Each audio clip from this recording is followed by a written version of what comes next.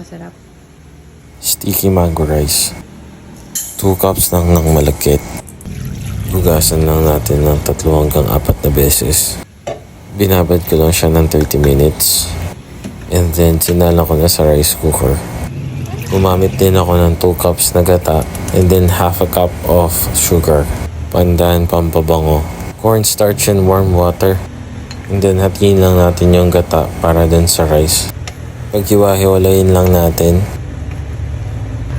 Tsaka natin ihalo yung gata. I-mix lang natin hanggang mahalo siya na mabuti. Lagay na natin yung cornstarch dun sa isang half ng gata para dun sa sauce niya.